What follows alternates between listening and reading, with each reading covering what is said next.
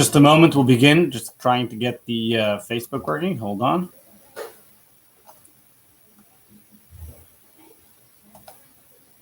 Try it again.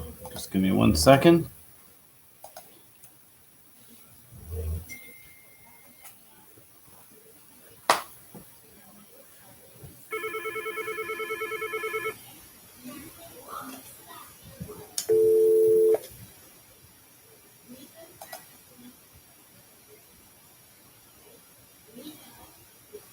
Just give us 1 second here. Here we go. Okay, let's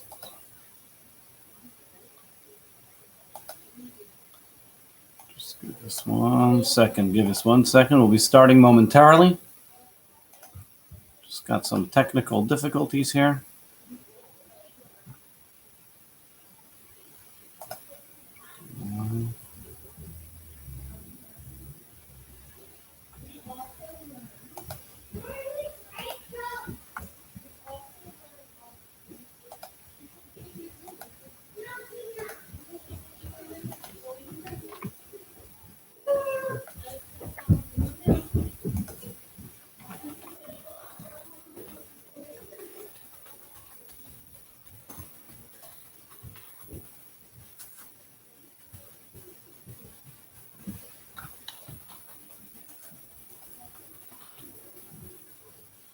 Okay, here we go. Sorry about the delay.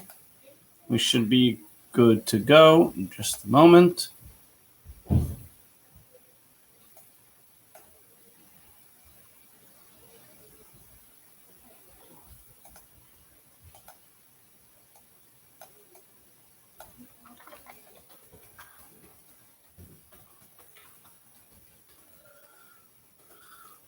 Okay, here we go. Sorry about the delay today. I hope everybody's doing well. Today is Monday as we begin a new week today is the week of Parshas Toldos.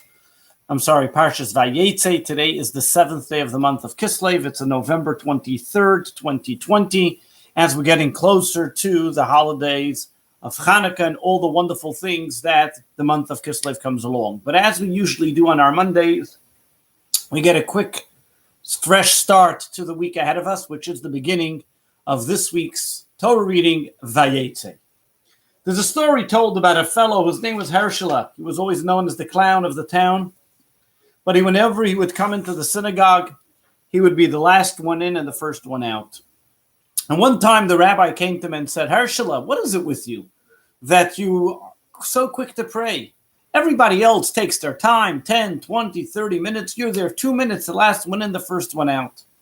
Hershela looks at the rabbi and says, Rabbi, listen here. Listen, you got a following of followers who give you horses, a house. You have a family with kids. You have, thank God, a lot to pray for, so it takes you a lot of time. Says, me, what do I have? One lonely wife with a little goat? That's all I got to pray for. It takes me very quick, and therefore I'm out quick.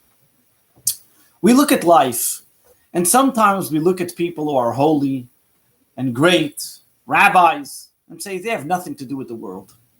They are completely aloof from any type of materialism. There are people who are involved in only spirituality. What do they have to do with the world? What do they deal with physical things? How do they deal with physical things? What do they know about physical labor? But if we look at our forefathers, Abraham, Isaac, and Jacob, and we see how they interacted with the world around us, we'll see it's far from it. Abraham was a shepherd. Isaac dug wells. They were both entrepreneurs who the Torah tells us were very successful in whatever they did. Very wealthy. They had slaves and servants and people that worked for them. They had animals. They had a whole enterprise going on. And then we come to Jacob. Jacob was an individual, the first person we find that actually was employed. He wasn't an entrepreneur. He went to work for his uncle Laban, but he didn't just work.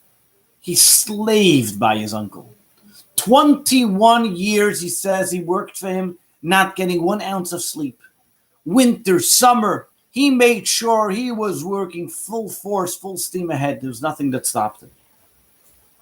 Those 20 years, Yaakov laments the fact that he wasn't even able to study Torah. It was only the verses of Psalms that he said while he was working that kept him going. As he uses the terminology, with all my effort, I worked for Laban. So over here the question is, what is the Jewish approach to getting a job? What is the ideal way of life? Should we all pray to win the lotto and sit back and study all day, or is a person meant to work? What should a person do? Look to marry into the Rothschild family so they don't have to get a job and they can be on vacation the rest of their life?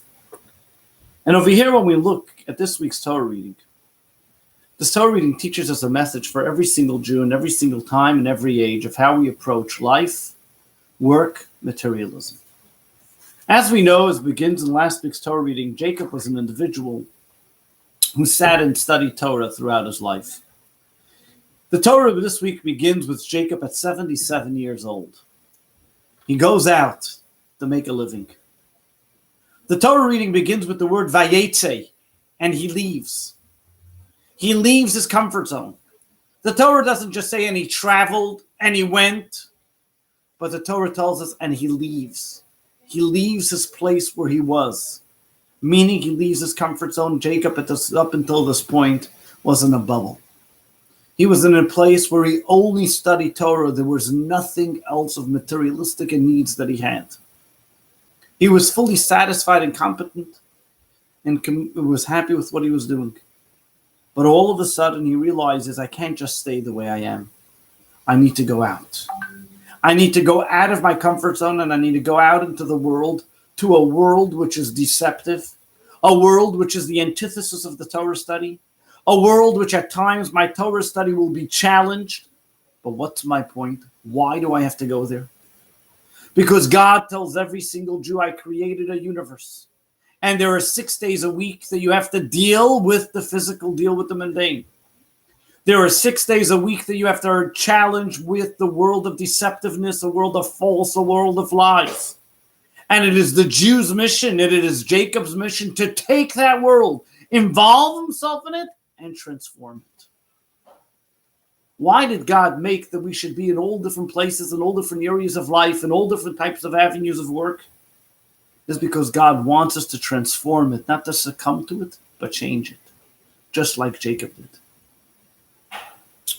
Take, for example, a story told after the 6-Day War, there was a chassid, a Russian Jew, who did very well for himself in the textile business. And he came to the Lubavitcher Rebbe and asked the Lubavitcher Rebbe, what can he do for the Jews in Israel? He told him the best thing you can do is go to Israel and give them jobs. So he went to a place called Kiryat Malachi, which was a big town for refugees of Jewish people, of Russian Jews. And he opened up a textile business employing hundreds of people. There were many people at the time. He was the owner, one of his son-in-law was the owner, and had to go to a fair, a textile business. A textile fair that was going to be in Germany. And of course, his booth would be closed on Shabbos. So he put a sign 2 hours before Shabbos that his booth is going to be closed, and therefore they will not be there on the Shabbos. When he reported back to the Rebbe about this, the Rebbe told him, instead of putting up a sign 2 hours before Shabbos that his booth will be closed on Shabbos, he should put up a sign a few days before, like on Wednesday, already saying that this booth will be closed on Shabbos. This way, those merchants that want to buy should be able to know that it will be closed on Shabbos and buy it earlier in the week. But also over here was a deeper message. So everybody should know in the fair of the textile fair that you are closed on Shabbos. Educate the Jewish people who may be there that you can be successful and close on Shabbos as well. Our job when we deal with the mundane, the Rebbe was teaching him, is just like Jacob did. Yes, he was fully immersed and involved in working for his uncle Laban.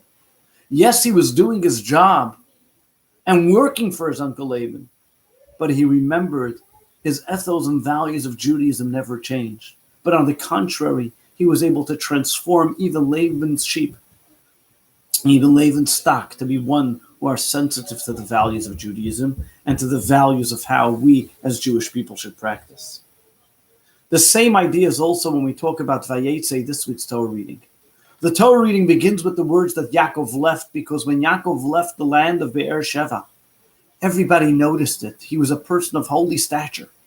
He was a person that, yes, even though he studied Torah, but he had an effect on the people around him, because he did not allow his spirituality to just stay in his cocoon, but he inspired those around him. Just recently, there was a video where a big entrepreneur, wealthy businessman, felt that he was doing very well in his business and it was time for him to retire. And he asked the Rebbe, what should his endeavors be? What should he look to do afterwards? And the Rebbe looked at him and said, if you're good at what you do, why would you stop? He says, but how does one know when to stop? The Rebbe looked at him in amazement and says, why should you stop? Even if it's in business, if God gave you a gift of being successful in your business, continue to do so and continue to help those around you. Of course, you have to set times for study of Torah and for prayer and to observe the Shabbat and everything else. We must remember that the blessing that God has given us is a blessing that we all have, and that we must continue to work to make this world a better place. The reason why God gives us certain gifts is because he trusts us and he wants us to utilize them in their best capability, not to shy away from that capability and from that responsibility. Every single one of us in our own way was given a responsibility to God, a job that we cannot retire from, a job that we should seek to continue and to improve and to make it the best, just like Jacob did. Jacob, yes, he worked for 14 years because he owed his uncle Laban for the 2 wives that he married. But he also continued to work there until he believed he had a full family, a family of 12 tribes, where every single one of them were righteous. Every single one of them were holy. Every single one of them were great. Because he was not only able to deal with the spiritual, but he was able to fuse the physical and spiritual. Go out there and take the responsibility that God has given him and transform the world around him. The message for us is clear. Every single one of us has another job or occupation that we are busy with. We shouldn't sit back and fold our hands and wait for something just to fall on our laps. God wants us to work with the world. God wants us to involve ourselves with the materialism and transform it and make it a godly place. Don't think that the synagogue and your workplace are 2 separate places. Create a Torah class within your workplace. Put up a mezuzah on your office. Educate the people in your workplace, in your environment, in the people that you interact with. And you will bring holiness to wherever you are. You will make your place in this world a godly place. And if you're good at something, keep at it. Keep on doing it, because that is your task that God has given you. That is your responsibility. And until you uplift the entire surrounding and you've done your job, that everything gets to its fullest completion, then you know you can retire. But until then, keep on trucking, keep on moving, because God is waiting for you to shine. And if you shine, shine brighter and brighter. This is Rabbi Mendy, wishing you a very good day, a successful day, a bright day, and go at it and don't be shy. Looking forward to joining you again tomorrow at 1 p.m. All the best for a great day.